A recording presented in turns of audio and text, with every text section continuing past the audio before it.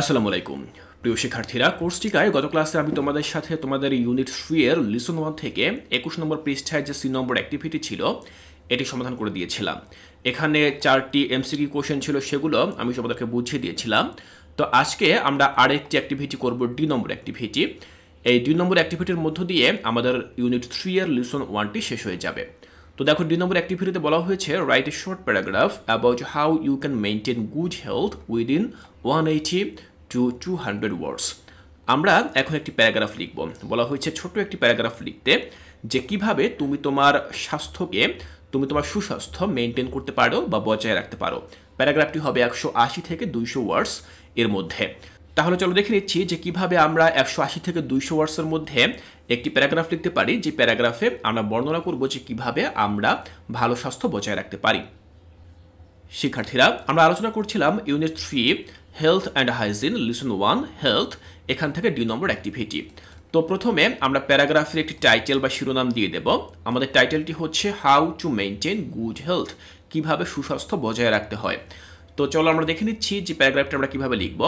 Maintaining good health involves a combination of regular physical activity, balanced nutrition, sufficient sleep and stress management. সুস্বাস্থ্য বজায় রাখা এটা মূলত বেশ কয়েকটি কাজের সমন্বয়ের সাথে জড়িত। কম্বিনেশন মানে বেশ কয়েকটি কাজ আমরা করতে পারি, এবং এই বেশ কয়েকটি কাজের সমন্বয়ে মূলত আমরা আমাদের সুস্বাস্থ্যকে মেনটেন করতে পারি বা বজায় রাখতে পারি। তো সেই কাজগুলো কি কি? সেগুলো হচ্ছে রেগুলার ফিজিক্যাল অ্যাক্টিভিটি, প্রতিদিনই শারীরিক কিছু না কিছু কাজ করতে হবে। ব্যালেন্সড নিউট্রিশন, আমাদেরকে সুষম পুষ্টি গ্রহণ করতে হবে। সাফিসিয়েন্ট স্লিপ, আমাদেরকে পর্যাপ্ত পরিমাণে ঘুমাতে হবে। অ্যান্ড স্ট্রেস ম্যানেজমেন্ট, আমাদের মধ্যে যে উদ্বিগ্নতা রয়েছে, যে দুশ্চিন্তা রয়েছে, সেটিকে সুব্যবস্থাপনা করতে হবে, সেটির সঠিক ব্যবস্থাপনা করতে হবে। এগুলোর সঠিক সমন্বয় যদি আমরা করতে পারি, তাহলেই মূলত আমরা আমাদের গুড হেলথ বা সুস্বাস্থ্যকে মেনটেন করতে পারবো, বজায় রাখতে পারবো। এরপর বলা হয়েছে regular exercise such as walking, jogging or sports keep the body fit and strengthen the immune system. এখানে বলা হয়েছে রেগুলার এক্সারসাইজ, অর্থাৎ প্রতিদিন আমরা যে এক্সারসাইজগুলো করি বা শরীর চর্চাগুলো করি, যেমন ওয়াকিং আমরা হাঁটা চলা করি, জগিং আমরা আস্তে আস্তে দৌড়াই, মর্নিং ওয়াক করি যেটাকে বলা হয়, আর স্পোর্টস অথবা আমরা যে খেলাধুলা করি, এই যে এক্সারসাইজগুলো এগুলো মূলত কী করে? কিপস দ্য বডি ফিট, আমাদের শরীরকে ফিট রাখে, সতেজ রাখে, অ্যাক্টিভ রাখে। And strengths the immune system, এবং আমাদের ভেতরকার যে রোগ প্রতিরোধ ক্ষমতাগুলো রয়েছে, সে রোগ প্রতিরোধ ক্ষমতা বা পদ্ধতিটাকে সে স্ট্রেংথ করে বা আরও বেশি শক্তিশালী করে। Eating a variety of nutritious foods including fruits, vegetables, whole grains and proteins provide essential vitamin and minerals, ensuring the body functions optimally. দেখো, আমরা এক্সারসাইজ দেখলাম, এবার আমরা খাবার সম্পর্কে দেখি। তো খাবারের মাধ্যমে আমরা আমাদের গুড হেলথকে বজায় রাখতে পারি, যেটা হচ্ছে কি, দেখো এখানে বলা হচ্ছে eating a variety of nutritious food, আমরা বিভিন্ন প্রকার বিভিন্ন বৈচিত্র্যের যে পুষ্টিকর খাবারগুলো রয়েছে সেগুলো খেতে পারি, যার মধ্যে রয়েছে ফল, ফ্রুটস মানে ফল, যার মধ্যে ফল রয়েছে, ভেজিটেবলস রয়েছে বা সবজি রয়েছে, হোল গ্রেনস আমরা বিভিন্ন শস্য খেতে পারি, অ্যান্ড প্রোটিনস আমরা আমিষ গ্রহণ করতে পারি। আর এগুলো কি করে? Provide essential vitamins and minerals, এগুলো আমাদেরকে গুরুত্বপূর্ণ ভিটামিন সরবরাহ করে, এবং মিনারেলস বিভিন্ন, এবং যে খনিজগুলো রয়েছে সেই খনিজগুলো আমাদের শরীরে সরবরাহ করে, এবং এর ফলে যা হয় সেটা হচ্ছে ensuring the body functions optimally, যে শরীরের যে কার্যক্ষমতা সেটিকে খুব ভালোভাবে পরিচালনা করে বা সঞ্চালনা করে।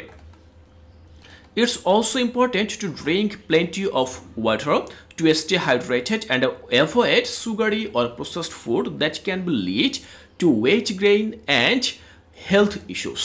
দেখো, এর পাশাপাশি আমাদের প্রয়োজন drink a plenty of water, আমাদের প্রচুর পরিমাণে পানি পান করা উচিত, টু স্টে হাইড্রেটেড, যাতে করে আমরা হাইড্রেটেড থাকতে পারি।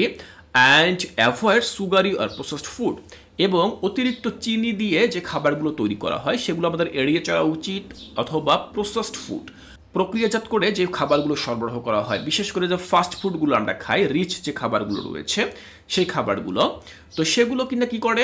লিড টু ওয়েট গেইন, আমাদের ওজন বাড়িয়ে দেয়, অ্যান্ড হেলথ ইস্যুস, এবং আমাদের শারীরিক বিভিন্ন সংকট তৈরি করে, তাই এই সকল খাবারগুলো আমাদের অবশ্যই এড়িয়ে চলা উচিত।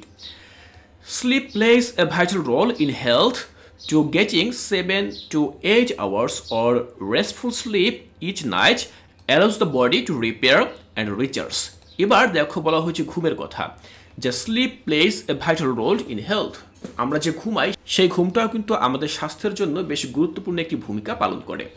দেখো এখানে বলা হয়েছে 7 থেকে 8 ঘন্টা or of restful sleep each night allows the body to repair and recharge. আমরা যদি প্রতি রাতে একেবারে ভালোভাবে 7 থেকে 8 ঘন্টা ঘুমাতে পারি, তাহলে এটা কিনা করে দেখো আর body to repair and recharge, অর্থাৎ আমাদের বডিটাকে সে রিপেয়ার করে, আবার সংস্কার করে এবং রিচার্জ করে। অর্থাৎ আমরা প্রতিদিন যে কাজগুলো করি সেই কাজগুলো করতে করতে আমরা একটা সময় ক্লান্ত হয়ে যাই, ফলে পরবর্তীতে আমরা যে আরও কাজ করব সেই কাজ করার মতো সক্ষমতা বা শক্তি আমাদের দেহে থাকে না। আর এই জন্য আমাদেরকে প্রতি রাতে অন্তত 7 থেকে 8 ঘন্টা খুব ভালো একটা ঘুম দিতে হবে। সেই ঘুমের মধ্য দিয়ে আমাদের শরীরটা পুনরায় সতেজ হয়ে উঠবে এবং পরবর্তী দিন আমরা নতুন উদ্যমে আবার কাজ করার সুযোগ পাবো। এই জন্যই মূলত ঘুমটাও আমাদের স্বাস্থ্যের জন্য খুব ভালো একটা ভূমিকা পালন করে। দেখো এরপর বলা হয়েছে managing stress through relaxation techniques such as meditation, yoga, or hobbies helps prevent mental health problems and keeps the body in balance. দেখো এর পাশাপাশি আরও একটি গুরুত্বপূর্ণ যে অংশ রয়েছে সেই অংশটা হচ্ছে ম্যানেজিং স্ট্রেস, অর্থাৎ আমাদের ভেতরে যে উদ্বিগ্নতা কাজ করে, যে দুশ্চিন্তা কাজ করে বা যে হতাশা কাজ করে, সেটিকেও আমাদেরকে ম্যানেজ করতে হবে, ব্যবস্থাপনা করতে হবে। সেটি আমরা বিভিন্নভাবে করতে পারি। রিল্যাক্সেশনের বিভিন্ন টেকনিক রয়েছে বা বিভিন্ন কৌশল রয়েছে, যার মধ্যে রয়েছে সাচ অ্যাজ মেডিটেশন, আমরা ধ্যান করতে পারি। মেডিটেশন মানে হচ্ছে ধ্যান করা। যোগা বা আমরা যোগ ব্যায়াম করতে পারি। আর হবিস, আমাদের বিভিন্ন শখ থাকতে পারে, যেমন নাচা, গান গাওয়া, ছবি আঁকা, কোথাও ঘুরতে যাওয়া। এই সকল হবি বা এই সকল শখগুলো আমরা পূরণ করতে পারি এবং এগুলো করার মধ্য দিয়ে কি হয়, হেল্পস প্রিভেন্ট মেন্টাল হেলথ। এগুলো মূলত আমাদের মানসিক যেই সমস্যাগুলো রয়েছে, মানসিক যে প্রবলেমগুলো রয়েছে সেগুলো দূর করে দেয় and keeps the body in balance, এবং আমাদের শরীরকে একটা ভারসাম্যের মধ্যে নিয়ে আসে। Additionally, maintaining good hygiene, avoiding harmful habits like smoking or excessive alcohol consumption, and getting regular medical check-up are essential for overall well-being. দেখো সবশেষে আরও বলা হয়েছে এর পাশাপাশি আমরা আরও কিছু করতে পারি। আমাদের কিছু খারাপ অভ্যাস থাকতে পারে, সেই অভ্যাসগুলো আমাদের দূর করতে হবে। গুড হাইজিন, আমাদেরকে পরিষ্কার পরিচ্ছন্নতা বজায় রাখতে হবে। অ্যাভয়েডিং হার্মফুল হ্যাবিটস, আমাদেরকে কিছু ক্ষতিকর যে অভ্যাসগুলো রয়েছে সেগুলোকে অ্যাভয়েড করতে হবে, যার মধ্যে রয়েছে স্মোকিং, অর্থাৎ ধূমপান করা। ধূমপান অবশ্যই আমাদেরকে ত্যাগ করতে হবে। অর এক্সেসিভ অ্যালকোহল কনজাম্পশন, এবং আমাদেরকে যেই অ্যালকোহল জাতীয় যে খাবারগুলো রয়েছে সেই অ্যালকোহল জাতীয় খাবারগুলো এগুলো আমাদেরকে খাওয়া থেকে বিরত থাকতে হবে। And getting regular medical check up, এবং আমাদেরকে অবশ্যই নিয়মিত মেডিকেল যে চেক আপ রয়েছে বা স্বাস্থ্যগত যে চেক আপগুলো রয়েছে সেটি আমাদেরকে অবশ্যই করতে হবে ফর ওভারঅল ওয়েলবিং। সামগ্রিকভাবে ভালো থাকতে হলে এই কাজগুলো আমাদেরকে করতে হবে। বাই অ্যাডপ্টিং দিস হ্যাবিটস, এই যে হ্যাবিটগুলো বা এই যে অভ্যাসগুলো যেগুলো আমি উপরে এই থেকে এই পর্যন্ত বর্ণনা করলাম, এই অভ্যাসগুলো যদি আমরা পালন করতে পারি, anyone can achieve and maintain a healthy lifestyle. যে কোনো ব্যক্তি তিনি একটি ভালো স্বাস্থ্য অর্জন করতে পারবেন, তিনি একটি ভালো জীবনযাপন মেনটেন করতে পারবেন বা বজায় রাখতে পারবেন। তাহলে শিক্ষার্থীরা, আমাদেরকে নির্দেশ দেওয়া হয়েছিল একটি প্যারাগ্রাফ লিখতে, যেখানে আমরা উল্লেখ করব how to maintain good health. আমরা এই প্যারাগ্রাফটি এখানে লিখলাম। আমরা চেষ্টা করেছি 180 থেকে 200 ওয়ার্ডের মধ্যে প্যারাগ্রাফটি লিখতে। আমি প্যারাগ্রাফটি তোমাদেরকে লিখে দেখিয়েছি, বাংলায় অর্থসহ পড়ে বুঝিয়েছি। আমি আশা করছি এখান থেকে তোমাদের বুঝতে আর কোনো অসুবিধা নেই। শিক্ষার্থীরা, এটি ছিল ডি নম্বর অ্যাক্টিভিটি, এবং এই ডি নম্বর অ্যাক্টিভিটির মধ্য দিয়ে আমাদের ইউনিট 3 এর লিসন 1টি শেষ হয়ে গেল। অবশ্যই এই ভিডিও নিচে কমেন্ট করে জানাবে যে সম্পূর্ণ লিসনটি আমি তোমাদেরকে বুঝিয়ে দিয়েছি, তোমাদের এই ক্লাসগুলো কেমন লেগেছে। তোমরা তোমাদের মতামত অবশ্যই ভিডিওর নিচে কমেন্ট করে জানাবে।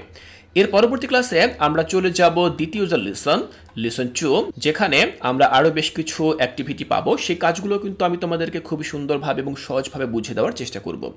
তাই এর পরবর্তী ক্লাসগুলো দেখার আমন্ত্রণ জানিয়ে আজকের এই ক্লাসটি এখানেই শেষ করছি।